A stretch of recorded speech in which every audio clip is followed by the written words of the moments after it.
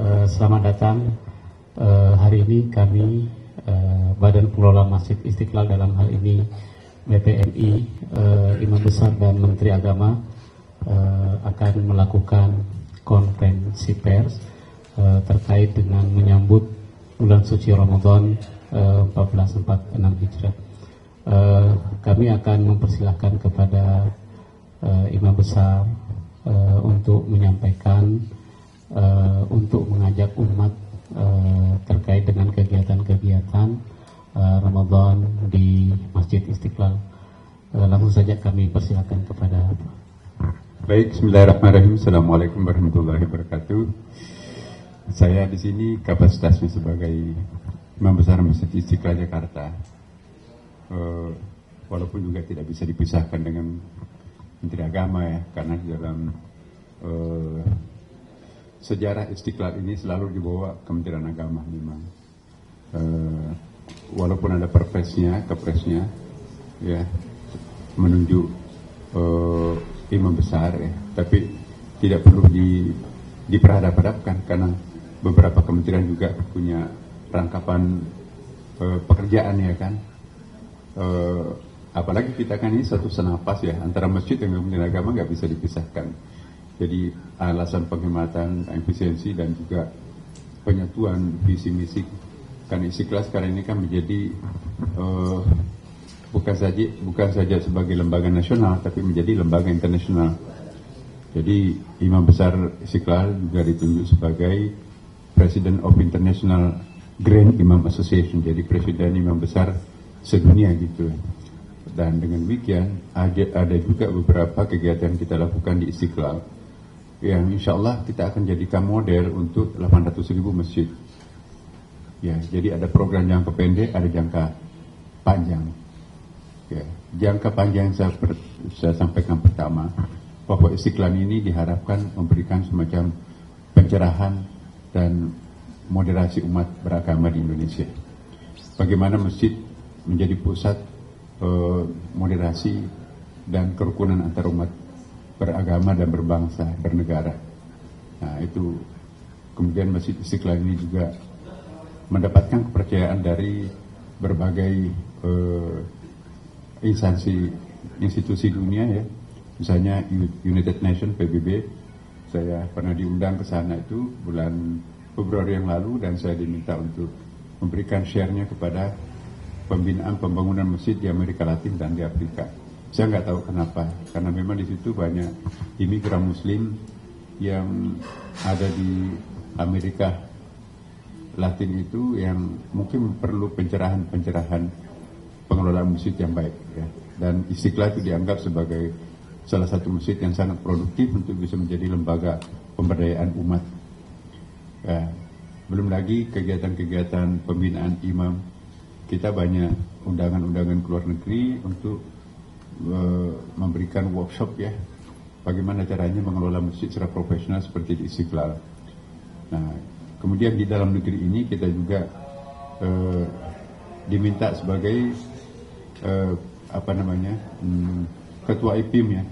Saya sebagai ketua IPIM, Ikatan Persaudaraan Imam-Imam Masjid. Nah, jadi seluruh imam masjid di Indonesia, ketua umumnya juga kebetulan saya diaklamasikan, diminta oleh para imam. Dan dengan demikian suaranya imam di masjid itu sangat terdengar. Jadi suara imam dalam masyarakat itu sangat juga legitimate ya kan. Dengan demikian insya Allah sosialisasi berbagai macam program kebaikan kemanusiaan itu bisa kita melalui masjid-masjid, melalui mulut-mulutnya imam, pimpinan tokoh-tokoh masyarakat. Nah, yang paling jangka pendek ini adalah Ramadan. Ramadan di Istiqlal ini nanti diharapkan akan menjadi contoh juga untuk pengembangan pembinaan masjid dan musala di Indonesia. Apa-apa yang dilakukan di Masjid Istiqlal ini, ya pertama biasa iftar. Kalau hari-hari biasa di sini paling sedikit 3.000 orang. Bayangkan jumlahnya itu bukan sedikit, 3.000 orang. Kalau hari Jumat itu bisa sampai 6.000 sampai 10.000 orang, tergantung kalau ada event-event tertentu. Nah, saya membayangkan nanti ini Istiqlal akan diserbu jamaah karena banyak sekali event-event yang menarik yang kita akan tampilkan. Antara lain nanti ada yang disebut dengan Kampung Ramadan Internasional Apa yang dimaksud Kampung Ramadan Internasional? Kami kemarin mengundang para duta besar datang ke Masjid Istiqlal. Alhamdulillah lebih dari 30 duta besar yang akan datang. Yang datang kita launch di sini dan kita nanti siapkan booth-booth mereka. Jadi tidak perlu misalnya mendapatkan informasi yang penting dari Qatar, ya, dari Abu Dhabi, dari Saudi, Mesir, Jordan, kemudian yang tetangga kita ada Malaysia, ada Brunei, ada Singapura, ya ada termasuk non Muslim juga, ada Cina, ada Amerika, ada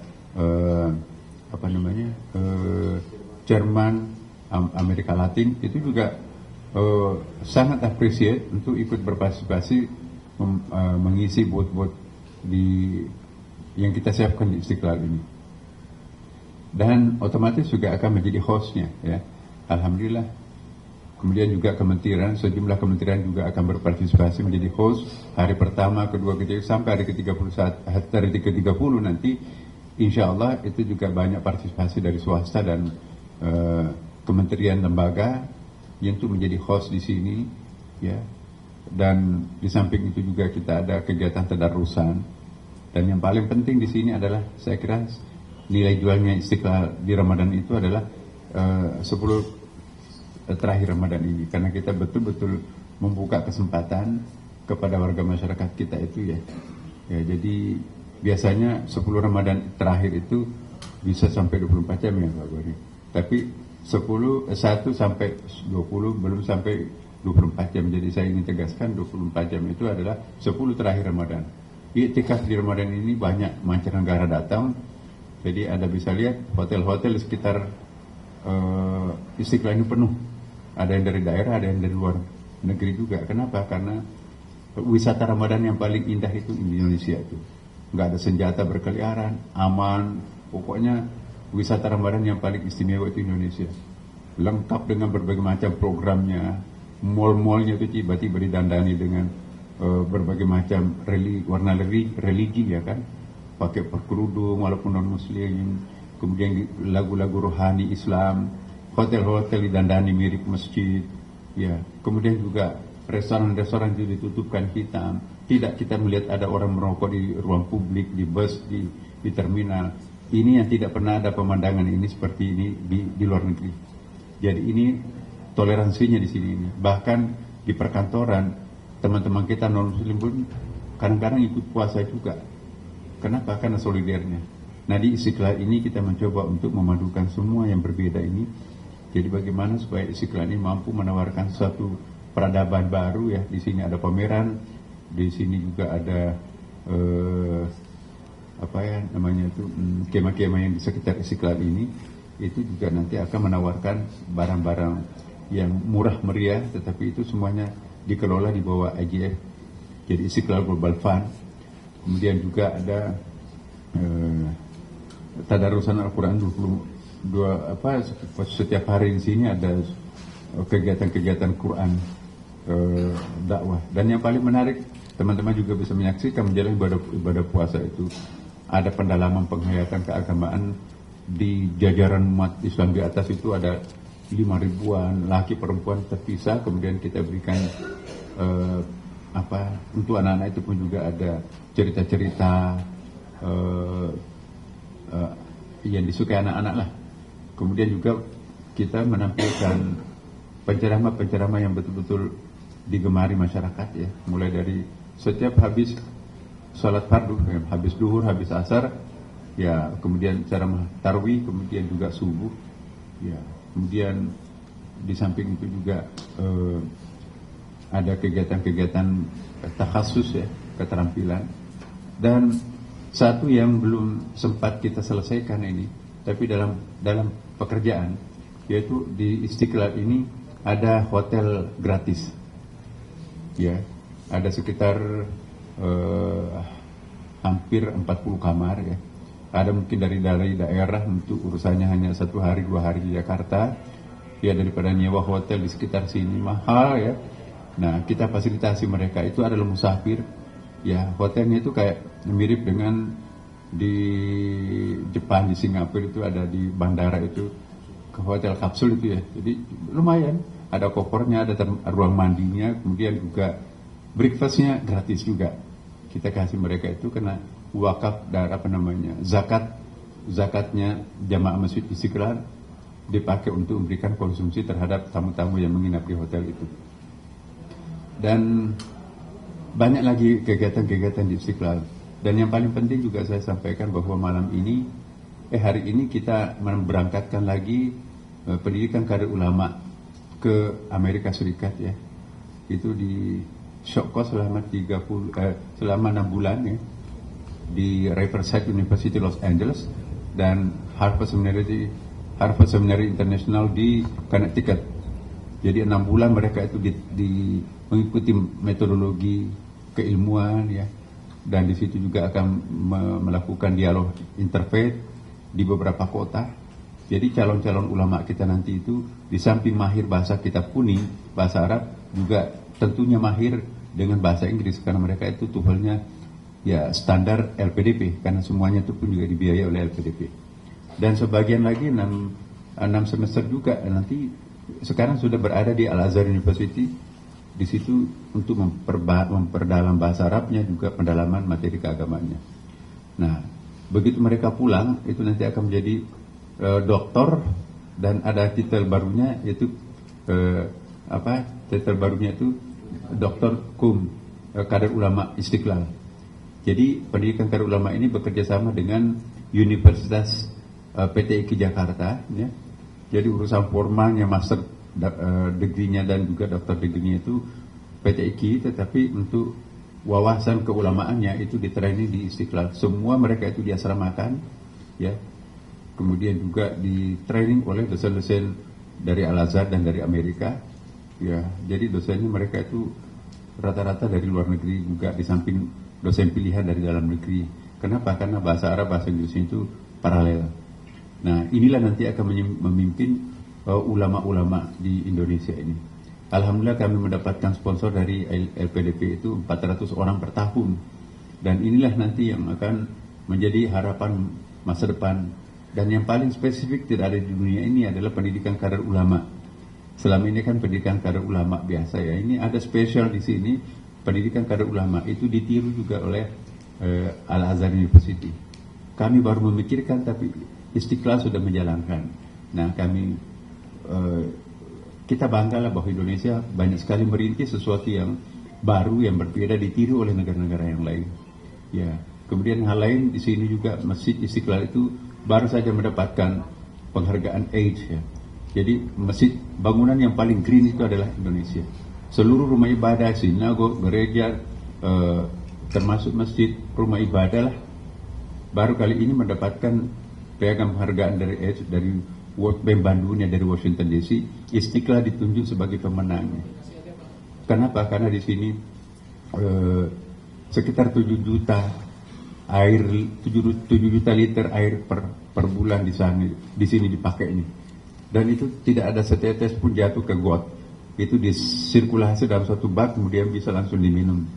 Kemudian juga ada di atas energi yang kita gunakan di sini itu adalah energi solar system. Dan itu wakaf dari jamaah. Itu menariknya di situ. Kemudian juga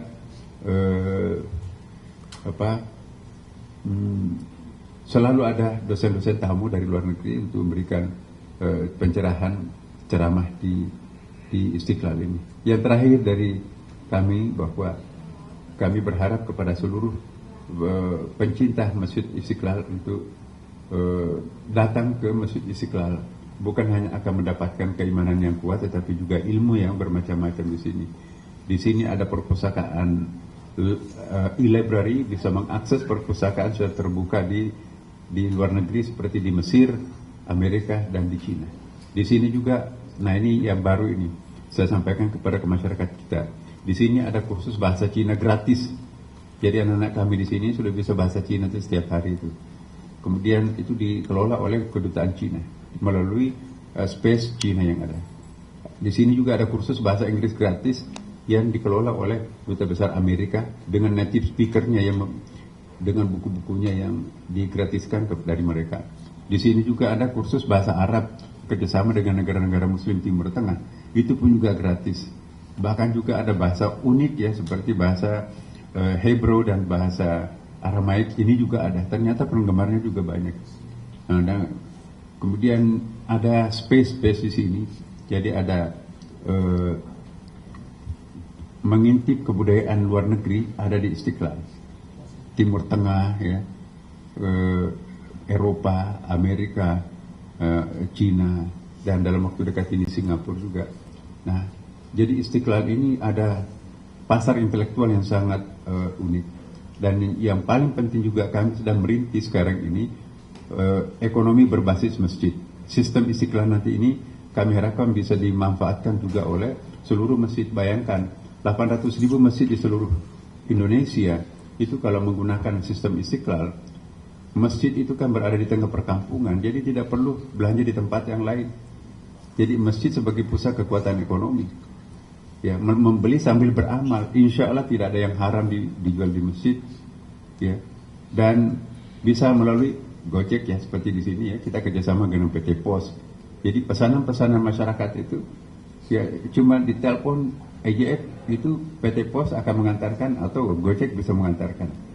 Jadi semua kebutuhan masyarakat itu seperti air minum, beras nanti itu pada saatnya nanti itu bisa dibeli di masjid. Jadi membeli sambil beramal. Stoknya bukan di masjid tapi kerjasama dengan gudang. Termasuk juga beli ikan. Itu bisa dipesan di Istiqlal, tapi nggak ada ikan di sini wujudnya. Tetapi kita kerjasama dengan lembaga-lembaga yang di luar sana itu dan ada yang mengantarkan.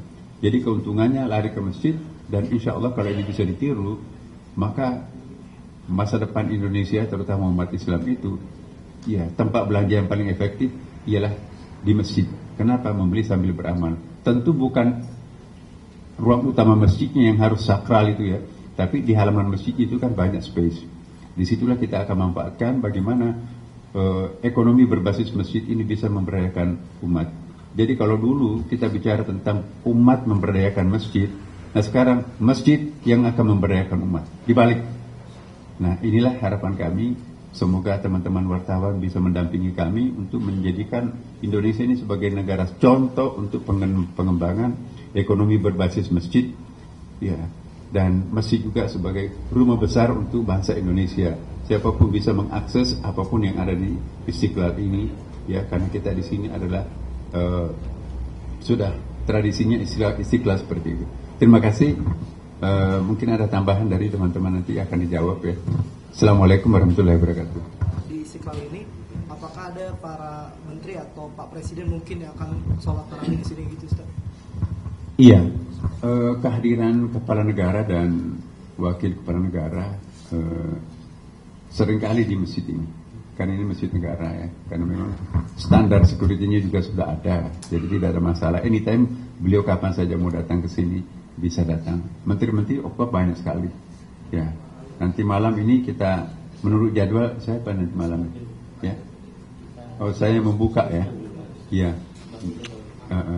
Kita sedang isbat dulu baru ke sini ini. Ya, kalau saya terlambat nanti kita atur waktunya. Jadi teman-teman semuanya, kami berharap juga nanti dari sini pindah ke Jalan Tamrin untuk mengikuti sidang isbat, ya kan. Ini mohon doanya supaya kita bisa berpuasa di awal sama satu Ramadannya, dan kemungkinan besar itu bisa sama karena kita berada pada posisi 2,5 derajat sampai 4 derajat. Apalagi Aceh sudah 4 derajat Celcius derajat. Dan insya Allah satu Idul Fitrinya juga diharapkan sama juga karena apa? Pada waktu diperkirakan nanti itu masih 0 minus, ya, jadi minus derajatnya, sehingga dengan demikian teman-teman dari Muhammadiyah dan NU itu, ya, bisa sepakat di situ itu. Nah, ini awal sebuah yang baik. Mudah-mudahan insya Allah Ramadan kita ini lancar, jamaah haji juga yang semakin membuat orang tersenyum lebih bagus, dan kehidupan beragama kita juga semakin rukun, damai, dan seterusnya. Insya Allah inilah negara yang paling plural di dunia ini, tapi juga yang paling homogen, yang paling rukun di dunia ini. Jadi ini negara penuh berkah. Mudah-mudahan Ramadan ini akan menambah keberkahan lebih lagi pada kita semuanya. Makasih. Ada lagi?